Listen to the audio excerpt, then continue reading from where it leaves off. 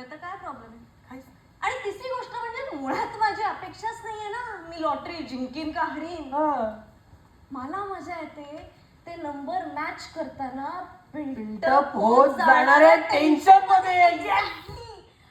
आधी यार इमॅजिन कर ना तू 16 नंबर असतात आणि जसा जसा एक एक एक एक एक एक एक एक एक एक नंबर बिल्ट होतो मॅच होतो तसं असं टेन्शन क्रिएट होतं ना. ओ माय गॉड कमाल किक मिळते. अरे वा, ही 5 करोडची भव्य लॉटरी वगैरे जी काय आहे ना ती कोणालाही कधीही लागत नसते. अरे पण जिंकायची कोणाला आहे ट्राय करायला काय हरकत आहे.